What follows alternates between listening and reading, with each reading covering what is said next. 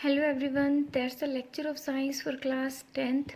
Today's our topic is variation in groups. Variation in groups का meaning क्या होता है कि जब हम पीरियोडिक टेबल में टॉप टू बॉटम मूव करते हैं, ठीक है। एंड पीरियड का मतलब क्या होता है जब हम पीरियोडिक टेबल में लेफ्ट टू राइट मूव करते हैं, ठीक है। हमने ये प्रीवियस वीडियो में पढ़ लिया था कि हम पीरियड में कैसे मतलब metallic character, size of the atom या वैलेंस इलेक्ट्रॉन पे क्या इफेक्ट पड़ता है, ठीक है। आज हमें क्या पढ़ना है कि वेरिएशन इन ग्रुप्स में जो भी वैलेंस इलेक्ट्रॉन है, मेटालिक कैरेक्टर है या फिर केमिकल रिएक्टिविटी है, इन पे क्या इफेक्ट पड़ता है। तो फर्स्ट है बच्चे यहाँ पे वैलेंस इलेक्ट्रॉन, ठीक है। तो जितने भी आपको पता है कितने ग्रुप्स होते हैं हमारे पीरियोडिक टेबल में, 18 ग्रुप्स हैं। तो हर एक पार्टिकुलर ग्रुप में जो एलिमेंट्स के जो वैलेंस इलेक्ट्रॉन होते हैं वो क्या होते हैं, सेम होते हैं, ठीक है। Like all the element in groups, जितने भी ग्रुप्स हैं, ग्रुप्स में जितने भी एलिमेंट्स हैं have same number of valence electron. उनमें क्या होंगे, जैसे कि ग्रुप फर्स्ट है उसमें जो वैलेंस इलेक्ट्रॉन है उसमें कितने होते हैं, 1, ठीक है। ग्रुप 1 में जितने भी एलिमेंट लाई करते हैं, ठीक है, ग्रुप 1 में जितने भी एलिमेंट लाई करते हैं तो उनमें उनका जो वैलेंस इलेक्ट्रॉन है वो क्या होगा, सेम होगा। फॉर एग्जांपल हम ग्रुप फर्स्ट की बात करते हैं, जैसे कि group first like lithium, sodium, potassium, ठीक है। इसमें लिथियम का एटॉमिक नंबर क्या होता है, 3, ठीक है। अगर कॉन्फ़िगरेशन करें तो इसकी क्या होगा, 2 एंड 1, ठीक है। सोडियम का एटॉमिक नंबर होता है 11, अगर इलेक्ट्रॉनिक कॉन्फ़िगरेशन करें क्या तो क्या हो जाएगा, 2 8 1। पोटाशियम कितना होता है, 18 सॉरी 19 होता है, ठीक है। पोटाशियम कितना का एटॉमिक नंबर क्या होता है, 19, तो क्या हो जाएगा 2 8 8 1, ठीक है। तो आप देखो कि जो वैलेंस इलेक्ट्रॉन क्या होते हैं, आउटर मोस्ट शेल के जो इलेक्ट्रॉन्स होते हैं उनको हम क्या बोलते हैं, वैलेंस इलेक्ट्रॉन। तो यहाँ पे क्या है, वैलेंस इलेक्ट्रॉन सब में क्या है, सेम है, ठीक है। और आप आगे भी जा सकते हो, ठीक है। Lithium, sodium, potassium, rubidium, caesium, francium, ठीक है। आगे सभी में क्या होगा, वैलेंस इलेक्ट्रॉन क्या होंगे, सेम होंगे। तो बच्चों हम आगे सेकंड, अगर हम ग्रुप 2 की बात करें, यहीं पे कर देते हैं। ग्रुप 2 की अगर हम बात करें, ग्रुप 2 में क्या होगा, ग्रुप 2 में जैसे बेरिलियम, मैग्नीशियम, कैल्शियम, ठीक है। इनका एटॉमिक नंबर, बेरिलियम का एटॉमिक नंबर क्या होता है, 4, ठीक है। एंड मैग्नीशियम का एटॉमिक नंबर 12, कैल्शियम का एटॉमिक नंबर क्या होता है, 20। अगर बेरिलियम की इलेक्ट्रॉनिक कॉन्फ़िगरेशन करें तो क्या हो जाएगा, 2 एंड 2, 2 8 2। मैग्नीशियम का atomic number 12, configuration 2 8 2। And calcium क्या हो जाएगा, 2 8 8 2। तो आप क्या देखोगे कि लास्ट शेल में इलेक्ट्रॉन क्या है, सेम है। और हमने लिखा क्या है कि all the element in A group में जितने भी एलिमेंट होंगे उनमें क्या होगा, same number of valence electron, ठीक है। ये प्रूव भी हो रहा है, समझ आया। जैसे अगर हम ग्रुप 13 की बात करें, ऐसे अगर हम ग्रुप 13 की बात करें, ठीक है, ग्रुप 13 में भी क्या होगा, जैसे कि उसमें क्या होगा, 3 वैलेंस इलेक्ट्रॉन होंगे। ग्रुप 14 की बात करें तो उसमें क्या होगा, 4 valence electron. We means valence electron, okay. और अगर हम ग्रुप 15 की बात करें तो 5 वैलेंस इलेक्ट्रॉन होंगे, समझ आया।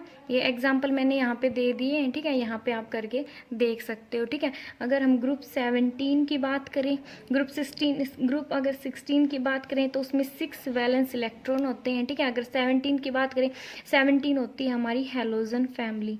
क्या होती है, halogen family. Halogen family like fluorine, chlorine, bromine and iodine, ठीक है। अगर इसका इलेक्ट्रॉनिक कॉन्फ़िगरेशन करें तो होता है 2 7, इसकी 2 8 7, इसकी होती है 2 8 8 और 18 7। एंड इसका होता है कॉन्फ़िगरेशन 2 8 18 18 एंड 7, ठीक है। तो सभी में वैलेंस इलेक्ट्रॉन क्या है, सेम है, समझ आया, ठीक है। तो वैलेंस इलेक्ट्रॉन अगर आप डाउन द ग्रुप जाते हो, ठीक है, मीन्स इन ग्रुप में जब आप टॉप टू बॉटम जाते हो तो हर एक पार्टिकुलर ग्रुप में क्या होगा, same number of valence electron होंगे, ठीक है। और ये क्या होते हैं, इनमें एक एक इलेक्ट्रॉन की कमी है, मीन्स ये अपना ऑक्टेट पूरा करना चाहते हैं तो ये क्या करते हैं, एक इलेक्ट्रॉन को गेन कर लेते हैं, ठीक है। तो इसलिए हम इनको क्या बोलते हैं, इलेक्ट्रो नेगेटिव एलिमेंट, समझ आया। इनको हम क्या बोलते हैं, इलेक्ट्रो नेगेटिव एलिमेंट बोलते हैं। और जो इलेक्ट्रॉन्स को गेन करता है वो क्या होते हैं, नॉन मेटल। समझ आया? ठीक है। और ये जो एक ग्रुप फर्स्ट है, सेकंड है, या कोई भी मेटल है, कोई भी एलिमेंट है जो इलेक्ट्रॉन्स को लूज करता है, उसको हम क्या बोलते हैं? मेटल। जो इलेक्ट्रॉन लूज करती है वो क्या होती है? मेटल। एंड जो इलेक्ट्रॉन को गेन करती है वो क्या होती है? Non metal. समझ आया? जो मेटल होते हैं जो इलेक्ट्रॉन्स को लूज करते हैं, लूज करने के बाद उन पे कैसा चार्ज आ जाता है? पॉजिटिव। और इस वजह से हम उनको क्या बोलते हैं? Electro positive element. समझ आया? ठीक है। उनको हम क्या बोलते हैं? इलेक्ट्रो पॉजिटिव एलिमेंट बोलते हैं। ठीक है। इसलिए अगर एक एक इलेक्ट्रॉन को कैरी करते हैं तो हम इसको कैसे राइट कर सकते हैं? फ्लोरीन। बिकॉज इन्होंने एक इलेक्ट्रॉन को गेन किया है तो इन पे कैसा चार्ज आ जाता है? Negative charge. Fluorine, chlorine, bromine and iodine. आप इसको इस टाइप से भी लिख सकते हो बिकॉज ये क्या कैरी करती हैं? 1 unit negative charge. Okay. Then हम सेकंड देखते हैं। सेकंड क्या है? वैलेंसी। सेकंड क्या है? वैलेंसी।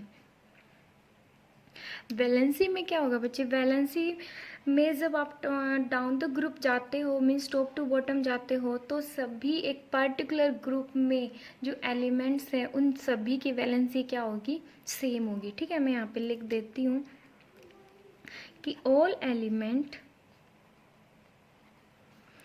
in group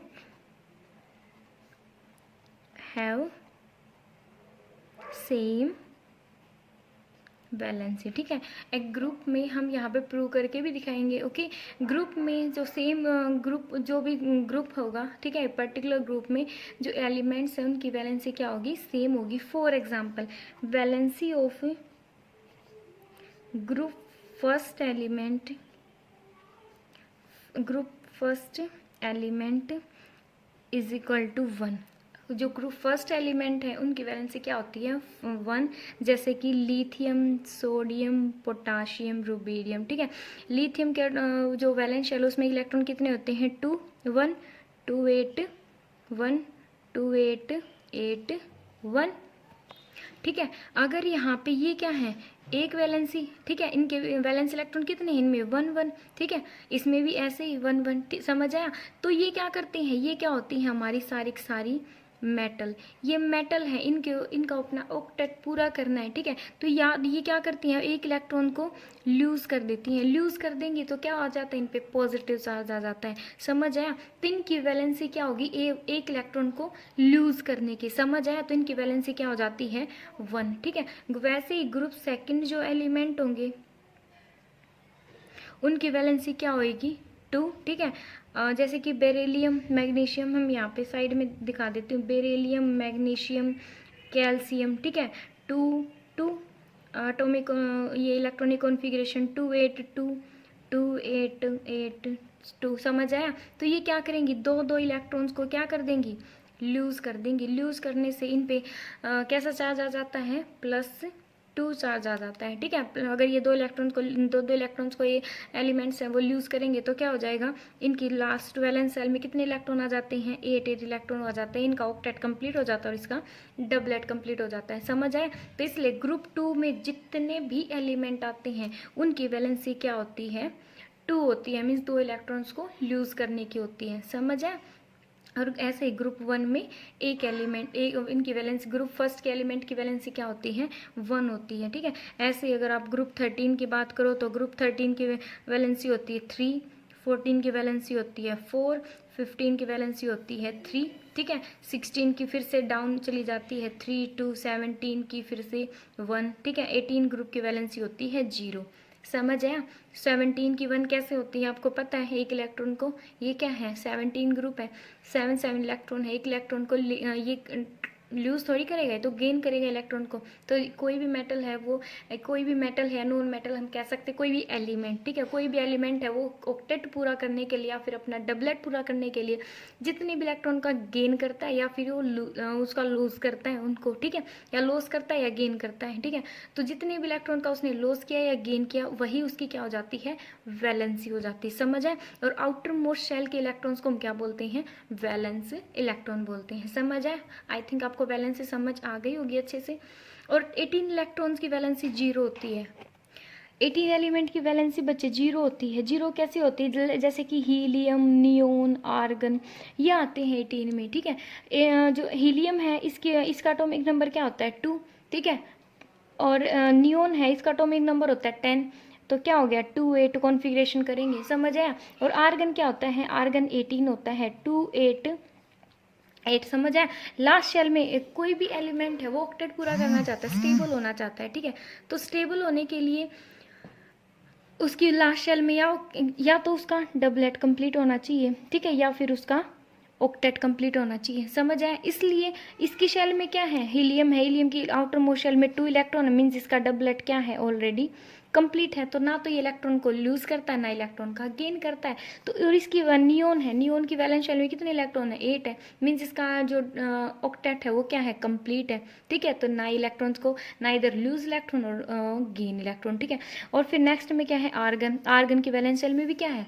8 इलेक्ट्रॉन है, ठीक है, ना इधर लूज और गेन इलेक्ट्रॉन, ठीक है। तो इसकी वैलेंसी क्या होती है? मीन्स इनकी वैलेंसी क्या हो गई? जीरो हो गई, समझ आया। अब नेक्स्ट है बच्चे size of the atom. Size of the atom, size of the atom क्या होगा? देखो, जब हम टॉप टू बॉटम जाते हैं, टॉप टू बॉटम जाते हैं, तो बच्चे जब हम टॉप टू बॉटम जाएंगे तो क्या होगा? नंबर ऑफ शेल इंक्रीज होंगी, ठीक है। Number of shell increase. अगर नंबर ऑफ शेल इंक्रीज हो रही है तो जो डिस्टेंस है between outer most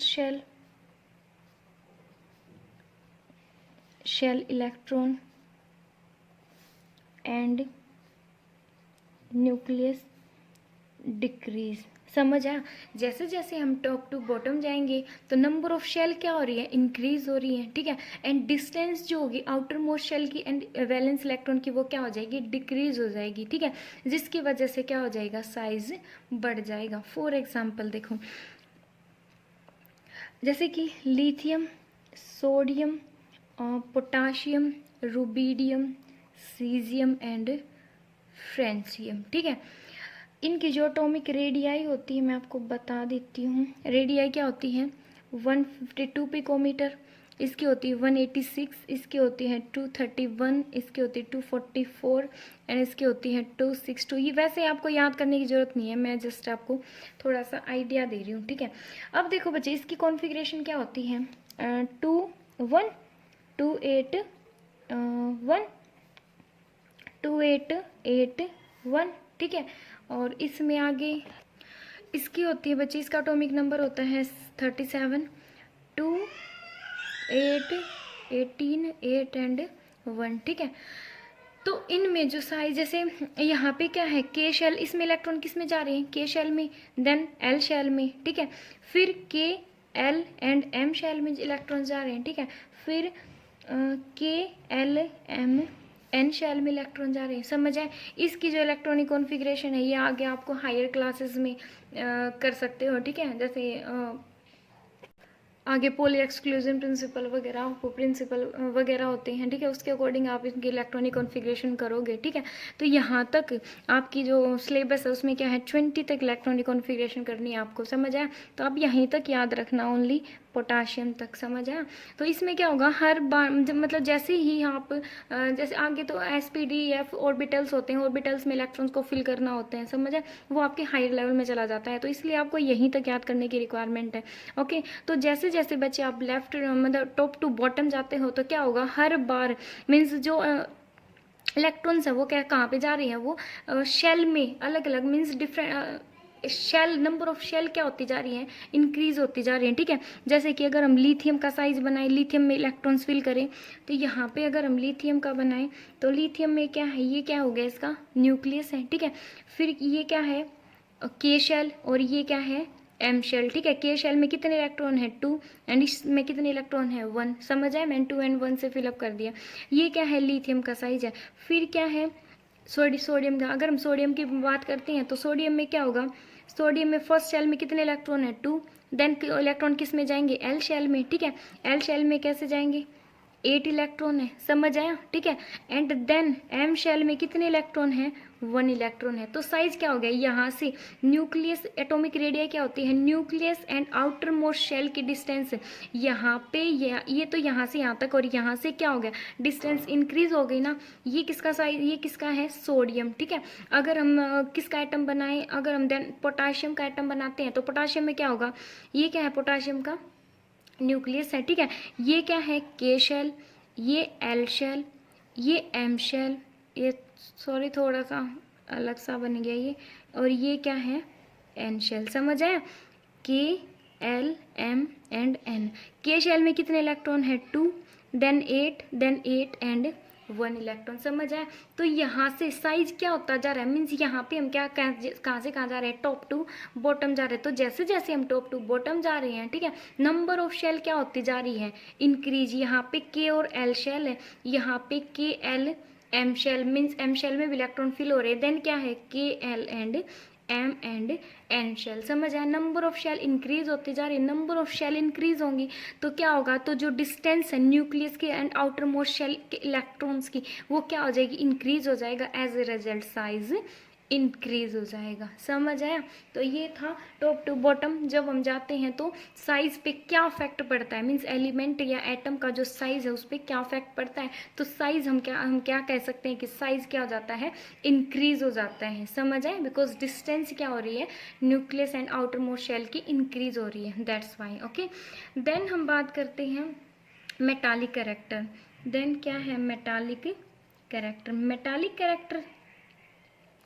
metallic character का मीनिंग क्या होता है कि मीन्स जो मेटल है टॉप टू बॉटम जाते हैं तो मेटल कितना इजीली अपने इलेक्ट्रॉन्स को लूज कर रही है, समझ आया, कि कोई भी मेटल है वो कितनी जल्दी अपने इलेक्ट्रॉन्स को लूज कर रही है। अब आपको पता है कि जैसे, और metallic character top to bottom जो मेटालिक कैरेक्टर है, मेटालिक कैरेक्टर क्या होता जाता है, मेटालिक कैरेक्टर इंक्रीज हो जाता है। ये अगर एरो अप की ऊपर की साइड है तो ये क्या हो रहा है, इंक्रीमेंट का साइन है, समझ आया। तो टॉप टू बॉटम जब हम जाते हैं तो मेटालिक साइज कैरेक्टर इंक्रीज हो जाता है। अब देखो वो इंक्रीज कैसे हो जाता है, ठीक है।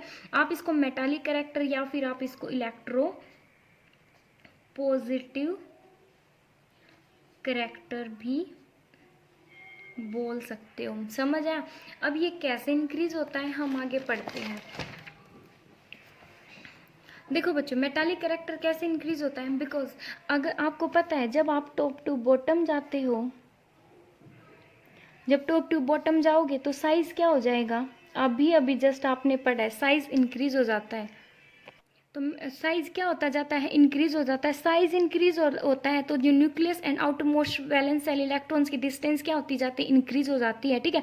अगर वो इंक्रीज होएगी तो हम इजीली इलेक्ट्रॉन्स को रिमूव करवा सकते हैं, ठीक है। तो जितना इजीली हम इलेक्ट्रॉन्स को रिमूव करवाएंगे उतना ही मेटालिक कैरेक्टर क्या होता जाता है, इंक्रीज हो जाता है, समझ आया, ठीक है। जब जैसे कि पीछे वाले हम यहीं से देख लेते हैं, यहाँ पे देखो, यहाँ से न्यूक्लियस और जो आउटर मोस्ट वैलेंस शेल के न्यूक्लियस क्या कर रहा है, इनको अट्रैक्ट कर रहा है। यहाँ पे आउटर मोस्ट शेल में जो इलेक्ट्रॉन्स है उनको न्यूक्लियस, बिकॉज साइज क्या है, छोटा है, इजिली अट्रैक्ट कर रहा है, ठीक है। साइज न्यूक्लियस के और इसके इलेक्ट्रॉन्स के बीच की डिस्टेंस क्या हो गई, इंक्रीज हो गई, ठीक है। तो न्यूक्लियस जहाँ पे, यहाँ पे न्यूक्लियस जितना अच्छे से वैलेंस इलेक्ट्रॉन्स को अपनी तरफ अट्रैक्ट कर रहा था ना, उतनी अच्छे से अट्रैक्ट यहाँ पे नहीं कर पाएगा, बिकॉज डिस्टेंस क्या हो गई, इंक्रीज हो गई। और यहाँ पे तो बिल्कुल मतलब इतने अच्छे से अट्रैक्ट नहीं कर पाएगा। तो हम इजीली क्या कर सकते हैं, इलेक्ट्रॉन्स को यहाँ से रिमूव करवा सकते हैं, ठीक है। ये मेटल इजीली अपना इलेक्ट्रॉन्स दे देगी, समझ आए। और ये क्या हो जाएगी, इसका ऑक्टेट कंप्लीट हो जाएगा, समझ आए। और यहाँ पे तो डिस्टेंस और भी ज़्यादा है, समझ आए। यहाँ पे इतनी सी डिस्टेंस है, यहाँ पे ज़्यादा और यहाँ पे तो और भी ज़्यादा है, समझ आए। तो मीन्स यहाँ पे न्यूक्लियस और वैलेंस सेल के जो इलेक्ट्रॉन्स है उनमें इतनी ज़्यादा अट्रैक्शन थोड़ी है, बहुत कम ये अट्रैक्ट कर पा रहा है वैलेंस सेल के इलेक्ट्रॉन्स को, बिकॉज डिस्टेंस क्या हो गई, इंक्रीज हो गई, दूर हो गया ये वैलेंस इलेक्ट्रॉन न्यूक्लियस से, ठीक है। तो यहाँ पे तो हम थोड़ी सी एनर्जी देंगे, ठीक है, थोड़ा सा इस एटम को थोड़ा सा हीट करेंगे और ये इजीली, ये जो मेटल है ये इजीली अपना इलेक्ट्रॉन्स को दे देगी, समझ आए। तो कौन इजीली देगा, टॉप टू बॉटम जाएंगे तब, समझ आए? कौन इजीली देगा इलेक्ट्रॉन? जिसका साइज बड़ा होएगा, बिकॉज साइज बड़ा होगा तो डिस्टेंस क्या हो जाएगी, ज़्यादा बढ़ जाएगी, डिस्टेंस बढ़ जाएगी, तो जो न्यूक्लियस और इसके बीच की जो मीन्स अट्रैक्शन है वो कम हो जाएगी, और वही मेटल उतना ही इजीली अपने इलेक्ट्रॉन्स को दे देगा, समझ आया? तो जब हम टॉप टू बॉटम जाते हैं तो क्या होगा, नंबर ऑफ शेल क्या होती जा रही है, इंक्रीज होती जा रही है, एंड जो दोनों के बीच की जो डिस्टेंस है वो इंक्रीज हो जाएगी। इसलिए जो जिसका जितना बड़ा साइज होगा, हम कह सकते हैं कि जिस मेटल का या जिस भी एलिमेंट का जितना बड़ा साइज होगा वो उतनी ही इजीली इलेक्ट्रॉन्स को लूज कर सकती है, और उतना ही अच्छा उसका क्या होगा, मेटालिक कैरेक्टर होगा, या फिर आप बोल सकते हो इलेक्ट्रो पॉजिटिव कैरेक्टर, समझ आया? और जो नॉन मेटालिक कैरेक्टर है वो क्या होता जाता है, non metallic character in decrease हो जाता है, ठीक है? नॉन मेटालिक कैरेक्टर डिक्रीज क्यों? बिकॉज मेटालिक कैरेक्टर इंक्रीज हो रहा है, वही मेटल क्या कर रही है, इलेक्ट्रॉन्स को लूज कर रही है, नॉन मेटल तो क्या करती है, इलेक्ट्रॉन्स को गेन करती है, समझ आए? तो टॉप टू बॉटम जाएंगे तो इलेक्ट्रॉन्स लूज हो रहे हैं तो मेटालिक कैरेक्टर इंक्रीज हो रहा है, जबकि नॉन मेटालिक कैरेक्टर मीन्स वो मेटल ये थोड़ी चाहेंगी कि इलेक्ट्रॉन्स को गेन कर ले, समझ आए? तो नॉन मेटालिक कैरेक्टर क्या हो रहा है, तो नॉन मेटालिक कैरेक्टर क्या हो रहा है, डिक्रीज हो रहा है, ठीक है? एंड लास्ट है हमारा केमिकल रिएक्टिविटी, लास्ट है हमारा केमिकल रिएक्टिविटी, ठीक है? केमिकल रिएक्टिविटी क्या होती है बच्चे, केमिकल रिएक्टिविटी इंक्रीज होती है डाउन द ग्रुप, जो केमिकल रिएक्टिविटी है वो क्या होती जाती है, इंक्रीज होती जाती है। वो क्यों इंक्रीज होती जाती है, बिकॉज डाउन द ग्रुप जाते हैं तो क्या होगा, जो नंबर ऑफ वैलेंस इलेक्ट्रॉन क्या हो रहे हैं, जो साइज है वो क्या होता जा रहा है, इंक्रीज होता जा रहा है। साइज जितना इंक्रीज होगा उतना ही ज़्यादा मीन्स मेटल है वो इजीली अपने इलेक्ट्रॉन्स को, तो केमिकल रिएक्टिविटी में क्या होगा बच्चे कि जब हम down the group top to bottom जाते हैं तो क्या होगा, न्यूक्लियस और आउटर मोस्ट वैलेंस इलेक्ट्रॉन्स के बीच की डिस्टेंस क्या होती जाती है, इंक्रीज होती जाती है, ठीक है? इंक्रीज इतनी ज़्यादा मीन्स जितना ज़्यादा साइज इंक्रीज होगा, ठीक है, उतना ही ज़्यादा वो मेटल है वो अब उतना ही ज़्यादा इलेक्ट्रॉन्स को ईजिली लूज कर देगी, ठीक है? उतनी ज़्यादा वो उसकी क्या होगी, केमिकल रिएक्टिविटी होगी, ठीक है? फिर फॉर एग्जाम्पल जैसे ही हम लिथियम टू फ्रेंसियम जाते हैं, ठीक है, तो लिथियम क्या होता है, लेस रिएक्टिव, बिकॉज इसका साइज स्मॉल होता है ना, लेकिन जब जैसे जैसे हम टॉप टू बॉटम जाते हैं आपने देखा साइज पे क्या इफेक्ट पड़ता है, ठीक है? साइज क्या होता जाता है, इंक्रीज होता जाता है, साइज जितना इंक्रीज उतना ही ज़्यादा क्या होता होएगा, मेटालिक कैरेक्टर इंक्रीज, और जितना मेटालिक कैरेक्टर इंक्रीज उतनी ज़्यादा केमिकल रिएक्टिविटी। तो फ्रेंसियम क्या होगा, मोस्ट रिएक्टिव होगा, ठीक है? समझ आया?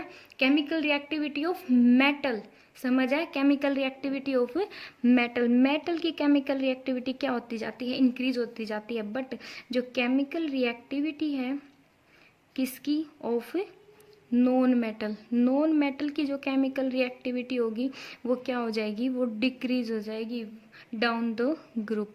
अब वो कैसे डिक्रीज होएगी, देखो जैसे कि non metal like fluorine, chlorine, bromine, iodine, ये हैं, ठीक है? ये सबसे ज़्यादा रिएक्टिव है, मोस्ट रिएक्टिव, एंड ये सबसे कम रिएक्टिव है, समझ आया?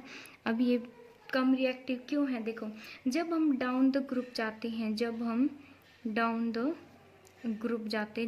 द ग्रुप जाएंगे तो क्या हो जाएगा, साइज इंक्रीज हो जाएगा, सेम वही फंडा है, ठीक है? साइज इंक्रीज होगा तो न्यूक्लियस और आउटर मोस्ट शेल के इलेक्ट्रॉन्स की जो अट्रैक्शन है वो क्या हो जाएगी, कम हो जाएगी, ठीक है? तो ये जो नॉन मेटल ये क्या चाहते हैं, इलेक्ट्रॉन्स को गेन करना चाहते हैं, समझ आया? ये इलेक्ट्रॉन्स को गेन करेंगे और आउटर मोस्ट यहाँ पे क्या हो, साइज इंक्रीज होने के साथ साथ उसकी डिस्टेंस बढ़ती जा रही है, तो न्यूक्लियस क्या उसको जो इनकमिंग इलेक्ट्रॉन है क्या उसको अच्छे से मीन्स अट्रैक्ट कर पाएगा, नहीं कर पाएगा, बिकॉज साइज यहाँ पे इसका साइज बहुत बड़ा है, इसके कंपैरिजन में इतना बड़ा साइज है, तो न्यूक्लियस तो बिल्कुल डीप हो गया ना, बिल्कुल अंदर की साइड चला गया आउटर मोस्ट वैलेंस इलेक्ट्रॉन से, ठीक है? तो वैलेंस आउटर मोस्ट जो शेल है उसी में तो जो भी ये एक इलेक्ट्रॉन की टेंडेंसी है ना इनको गेन करने की, ठीक है? तो जैसे ही आयोडीन के अंदर एक इलेक्ट्रॉन आएगा, ठीक है, तो न्यूक्लियस उसको अच्छे से अट्रैक्ट नहीं कर पाएगा, इतने अच्छे से अट्रैक्ट नहीं कर पाएगा जितना फ्लोरीन में जो न्यूक्लियस है वो करेगा। समझ आया? तो अगर हम नॉन मेटल की तरफ देखें तो जो आयोडीन है वो क्या होगा, बिकॉज इसका साइज बहुत बड़ा है, बहुत बड़ा साइज है, तो न्यूक्लियस इनकमिंग इलेक्ट्रॉन को अच्छे से अट्रैक्ट नहीं कर पाएगा, इसलिए ये क्या है, लेस रिएक्टिव है। और फ्लोरीन जब किसका साइज क्या है, छोटा है, फिर इससे ये क्लोरीन का इससे बड़ा, फिर ब्रोमीन का क्लोरीन से बड़ा, फिर ब्रोमीन का आयोडीन का ब्रोमीन से भी बड़ा। समझ आया? तो इसका साइज क्या छोटा है, ठीक है। छोटा साइज होने की वजह से अट्रैक्शन क्या, न्यूक्लियस और आउटर मोस्ट शेल इलेक्ट्रॉन्स में वो क्या ज़्यादा है, तो इनकमिंग इलेक्ट्रॉन जब इसके अंदर आएगा तो यहाँ पे अट्रैक्शन क्या होगी, ज़्यादा होगी एज कंपेरिजन टू आयोडीन। समझ आया? इसलिए ये क्या है, ज़्यादा रिएक्टिव और ये क्या है, कम रिएक्टिव है। समझ आया? तो इसलिए हम कह सकते हैं कि जो केमिकल रिएक्टिव ओवरऑल क्या रिजल्ट निकला कि ओवरऑल जो केमिकल रिएक्टिविटी है मेटल की वो क्या होती है, इंक्रीज होती है डाउन द ग्रुप। ठीक है, क्यों इंक्रीज होती है आपको पता है, ठीक है। एंड नॉन मेटल की क्या होती है, डिक्रीज होती है डाउन द ग्रुप। किसकी वजह से, साइज इंक्रीज होने की वजह से। Okay, now your 5th chapter is complete.